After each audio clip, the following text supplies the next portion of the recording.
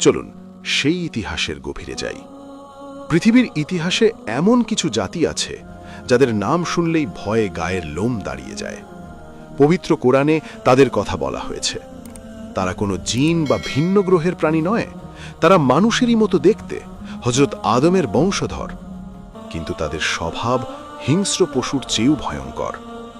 তাদের নাম ইয়াজুজ ও মাজুজ। তারা সংখ্যায় অগণিত, আর তাদের ধ্বংসলীলা হবে কল্পনার বাইরে। অধিকাংশ মুফাসসিরের মতে তারা হযরত নূহ আলাইহিস সালামের পুত্র ইয়াফিসের বংশধর। 1000 বছর ধরে তারা এক বন্দিশালায় আটকে আছে। কিন্তু কোথায় তারা? কোন প্রাচীরের পেছনে? তারা অপেক্ষা করছে শেষ দিবসের জন্য। চলুন জানা যাক সেই রোমহর্ষক ইতিহাস। পবিত্র কোরআনের সূরা আল কাহাফে আল্লাহ তাআলা এক মহান বাদশাহর কথা উল্লেখ করেছেন। তার নাম জুলকারনাইন। তিনি পৃথিবী ভ্রমণ করতেন ন্যায় বিচার প্রতিষ্ঠার জন্য। ঘুরতে ঘুরতে তিনি পৌঁছে গেলেন দুটি বিশাল পাহাড়ের মধ্যবর্তী এক দুর্গম স্থানে। সেখানকার মানুষ ছিল অত্যন্ত অসহায়। তারা জুলকারনাইনকে দেখে ছুটে এলো এবং এক ভয়াবহ বিপদের কথা জানালো। তারা বলল, হে জুলকারনাইন, এই পাহাড়ের ওপাশ থেকে ইয়াজুজ ও মাজুজ নামের দুটি জাতি আমাদের উপর আক্রমণ করে। তারা সবকিছু ধ্বংস করে দেয়। আমাদের ফসল, ঘরবাড়ি, এমনকি আমাদের প্রাণও তাদের হাতে নিরাপদ নয়। আপনি কি আমাদের জন্য তাদের মাঝে একটি প্রাচীর তৈরি করে দেবেন? তিনি বললেন, আমার রবের দেওয়া ক্ষমতাই আমার জন্য যথেষ্ট। তোমরা কেবল শারীরিক শক্তি দিয়ে সাহায্য করো। আমি তোমাদের ও তাদের মাঝে এক সুদীর্ঘ প্রাচীর গড়ে দেব। শুরু হলো এক মহাযজ্ঞ। জুলকারনাইন নির্দেশ দিলেন লোহার বড় বড় পাত নিয়ে আসার জন্য। 2 পাহাড়ের মাঝখানের ফাঁকা জায়গা তিনি লোহার টুকরো দিয়ে ভরাট করতে থাকলেন যতক্ষণ না তা পাহাড়ের সমান উঁচু হল। এরপর তিনি হুকুম দিলেন, আগুন জ্বালাও। বিশাল হাঁপড় দিয়ে সেই লোহার স্তূপে ফুঁ দেওয়া শুরু হল।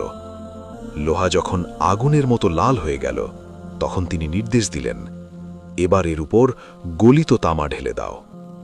ইয়াজুজ ও মাজুজ আর সেই প্রাচীর টপকে আসতে পারল না, ভেদ করতেও সক্ষম হল না। সেই জাতি আটকে গেল এক অন্ধকার জগতে। কিন্তু আজও এই মুহূর্তে সেই প্রাচীরের ওপাশে তারা জীবিত আছে। হাজার হাজার বছর ধরে তারা চেষ্টা করছে সেই দেয়াল ভাঙার। হাদিস শরীফে এসেছে, তারা প্রতিদিন সকাল থেকে সন্ধে পর্যন্ত প্রাচীরটি খুঁড়তে থাকে। খুঁড়তে খুঁড়তে যখন তারা দেয়ালের খুব কাছে চলে আসে, সূর্যের আলো দেখা যায়, তখন সন্ধে হয়ে যায়। তাদের সর্দার বলে, আজ থাক, চলো ফিরে যাই, আগামীকাল এসে বাকিটা ভেঙে ফেলব। কিন্তু তারা ইনশাআল্লাহ বলে না। আর আল্লাহর হুকুমে পরদিন সকালে এসে তারা দেখে প্রাচীরটি আবার আগের মতো মোটা ও শক্ত হয়ে গেছে। এভাবেই চলছে যুগ যুগ ধরে। কিন্তু যেদিন আল্লাহ চাইবেন তাদের মুক্তি দিতে, সেদিন তাদের মুখে উচ্চারিত হবে ইনশাআল্লাহ। পরদিন এসে তারা দেখবে দেয়ালটি তেমনি ভাঙা অবস্থায় আছে, এবং সেদিনই ঘটবে সেই মহাবিপদ। প্রাচীর ভেঙে তারা বেরিয়ে আসবে। সূরা আম্বিয়ায় বলা হয়েছে, তারা প্রতিটি উচ্চ স্থান থেকে দ্রুত গতিতে ছুটে আসবে।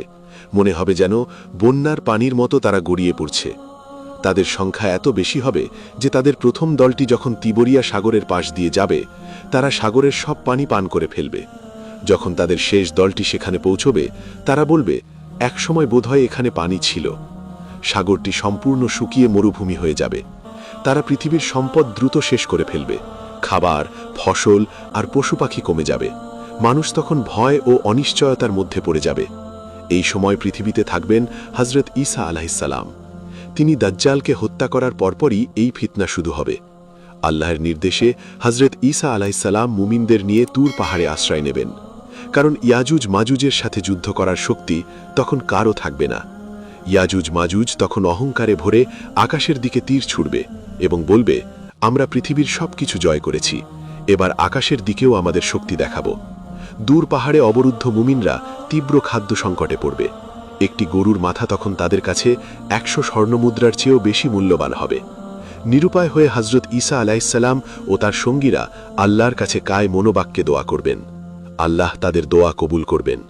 আল্লাহ ইয়াজুজ ও মাজুজের ঘাড়ে নাগাফ নামক এক ধরনের পোকা সৃষ্টি করবেন। এটি হবে এক মহামারী। চোখের পলকে একটি প্রাণী যেভাবে মারা যায়, ঠিক সেভাবে তারা সবাই একযোগে মৃত্যুর কোলে ঢলে পড়বে। পৃথিবী শান্ত হবে। হযরত ঈসা আলাইহিস সালাম